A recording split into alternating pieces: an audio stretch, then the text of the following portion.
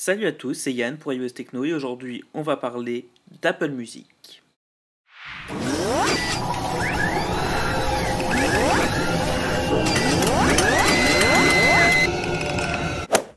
Cela fait maintenant 3 mois qu'Apple Music est disponible sur les appareils d'Apple. L'heure de faire un premier bilan s'impose donc au terme des 3 mois offerts par la marque à la pomme. Disponible sur les iPod, iPad, Mac et bien entendu l'iPhone, Apple Music concurrence directement Spotify, Deezer et tous les services de streaming musicaux en ligne. Son catalogue particulièrement rempli lui permet d'arriver sur un marché déjà très disputé sans se préoccuper des titres disponibles, étant tous ceux disponibles sur iTunes. L'interface se veut simple et épurée. On dénombre toutefois un manque de clarté dans la section de recherche de titres qui se trouve parfois cachée dans l'interface selon l'onglet consulté. La fonctionnalité pour vous se trouve très pertinente dans le choix des titres qu'elle propose et s'adapte constamment selon les morceaux écoutés ou aimés lors de l'écoute. Le service Connect peut paraître inutile dans un premier temps. Cependant, il permet un suivi de ses artistes préférés qui publient souvent des petites intentions à la manière de Twitter.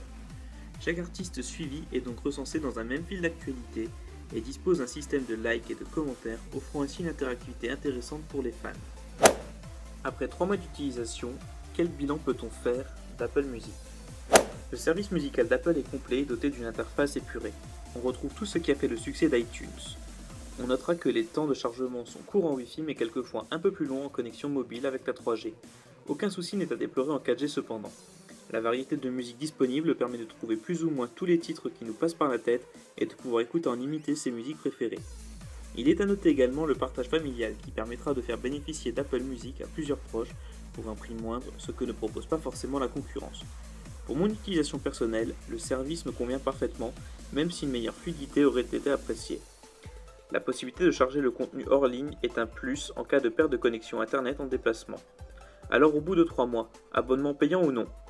Pour moi c'est oui sans hésiter si l'on écoute énormément de musique et que l'on a un iPhone sur soi. Dans les autres cas comme l'iPod, qui ne possède pas de connexion internet hors Wi-Fi, chacun décidera ou non de passer hors ligne les morceaux qu'il souhaiterait écouter. J'attends vos remarques et avis dans les commentaires de la vidéo ou sur la page Facebook. On se retrouve très vite pour une nouvelle vidéo. Ciao ciao!